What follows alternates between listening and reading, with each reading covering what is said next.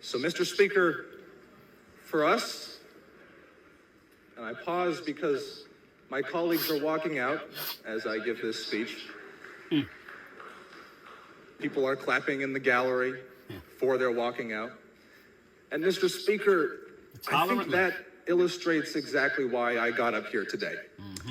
I could have quietly voted my conscience, could have followed the party line. But Mr. Speaker, again, the consent of one person cannot stand for the consent of another. Correct. And just because one person is comfortable with a transgender woman being in the bathroom with them or playing sports with them or being in a prison with them doesn't mean that another woman is. Hey. And these issues do not have to cause violence. These conversations can be nuanced, and we can have conversations about treating each other with respect and humanity. Correct. And putting in place policies that say that women who were born women deserve a space to themselves, whether that be the bathroom or sports or the locker room or prisons, is not transphobic. It's not. And there are people in my town, there are people throughout the country who are liberal, left-leaning people who agree with what I just said here, but balance. Some of them won't vote with me here. Fear. Some of them, in fact, have left the party in my town. There was just a woman last week who left my party because she felt not only was she not being heard, but she felt like there was no way for her to even speak up about this position. And given how many people are still in their seats, I can understand why.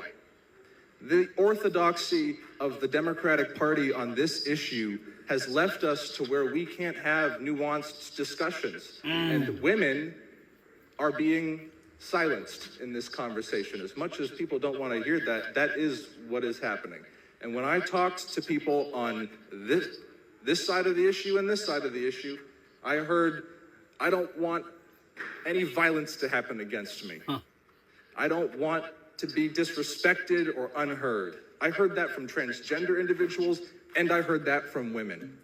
So, Mr. Speaker, I think HB 148, legislation which enables localities, municipalities, and businesses to put in place specific policies around definitions of sex, is not a right-wing, fascist, Nazi movement like I've been told that it is. I was called a Nazi for the prospect of giving this speech. What's up, Solutionaries? Maj Toure here. That was a 22-year-old Democrat representative from the New Hampshire legislature breaking party lines, having a discussion about the unseen, the thing that you can't say. You can't say that, hey, I as a Democrat disagree with putting men dressed in drag as women into bathrooms, prisons, classrooms, sports, da-da-da-da. That's the unseen. He who shall not be named, Lord Voldemort, whatever dork, dweeb type shit it is. First of all, main man look like me. I don't know, that looks like a young me, okay?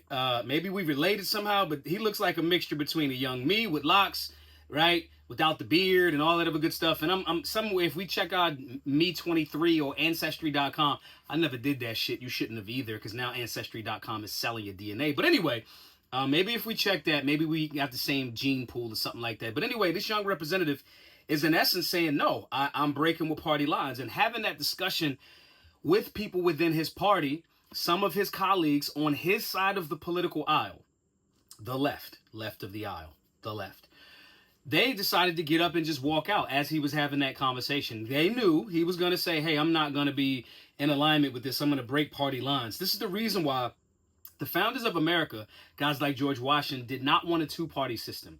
What happens when you have two-party systems is people argue within party lines and oppose the other side of the political aisle.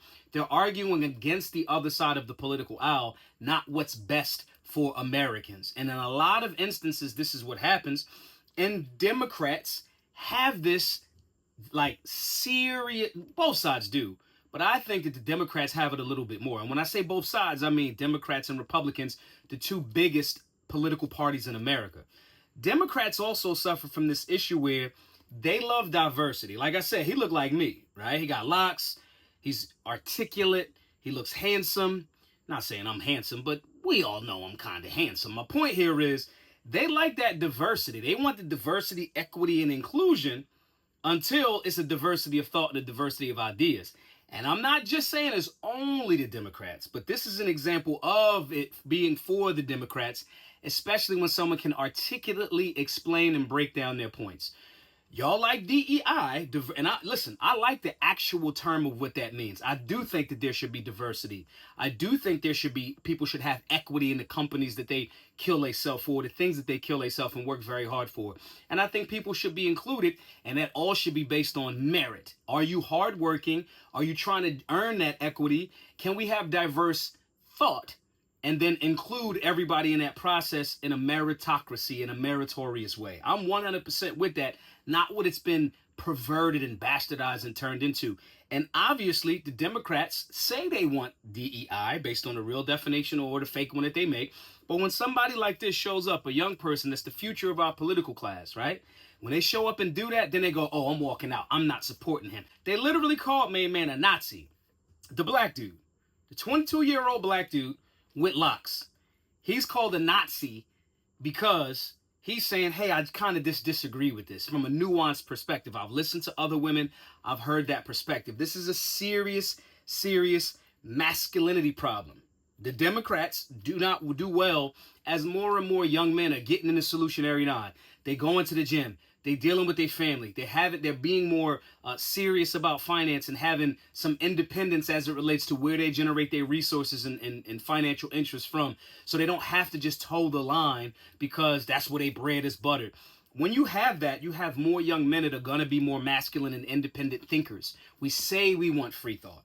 We say we want nuanced thinking and critical evaluation. Then when you get that, which is tied into masculinity, the Democrats are going to struggle with that because they are not equipped, by and large, to really engage that. And I would contend that they don't even really want that for the most part. They just like, it's lip service. It's like like the police got protect and serve on the back of a lot of their cars. They have no obligation to protect or serve you. That's a Supreme Court decision that's been upheld several times. But it looks good on a bumper sticker, and that's kind of like what's happening here. Calling him a Nazi, saying, you're a Nazi. First of all, the Nazis were the National Socialist Organization of Germany that killed and hated different demographics. They were promoting some sort of Aryan, white superior race, whatever that bullshit was.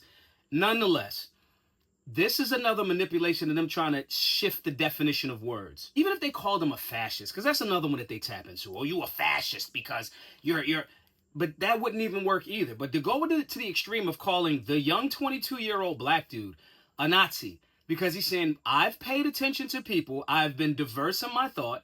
I've tried to give people that I speak for the equity in the conversation. And I've tried to include them in the representation when I come up here and become a mouthpiece for them. He literally nails DEI. And they call him a Nazi. This is them trying to manipulate. Remember I made that video about them spelling? They're trying to change the words and get people to acquiesce to this. Do not acquiesce to this. This does not mean that you should be tapping and trying to be, oh, since you calling me a racist, I'm going to just do racist things. That's stupid too. But go, I'm not a Nazi because I'm having a diverse, inclusive, and equity-filled conversation.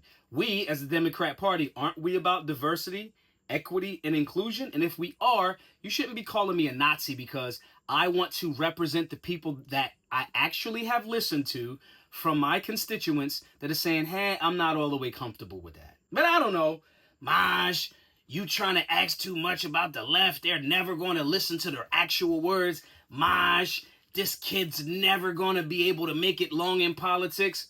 I think he will, because I think pretty long, if he's in New Hampshire, it's a lot of libertarians in New Hampshire. I would expect that pretty soon, if his party keeps treating him like this for having a balanced take, he gonna jump in the libertarian side of things outside of the goofballs that's in New Hampshire.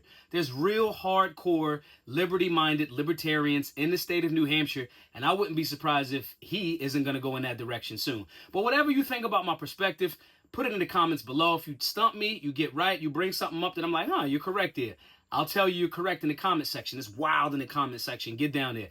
And if you say something about it and you're wrong, you're going to get some pushback. Also, guys, this is a major reason why two things that we have in the Solutionary 9 is very important. Our civics class, because as he said, consent of one person doesn't mean consent of the other. Governance comes from the consent of the governed, all of the governed. If the majority don't agree with that, then we're not pushing that legislation. My point is, that's a civics conversation, as well as when you're talking about working out, being strong, being masculine for men, making sure that you're being a statesman, making sure that you're able to speak to what your community needs. That's the overall whole picture of what we do in a lot of the classes and the group and the conversations in the Telegram group and things as a Solutionary non-premium member. Go over to solutionaryuniversity.org, sign up for the membership, $99 for the rest of your life. As we add other classes, curriculums that you have access to, you'll have access to download those, utilize them for the rest of your life, and that civics class is a major key. My name is Maj Toure, the founder of Solutionary University. Hope to see you in the class and in the group soon. Be safe, be solutionary.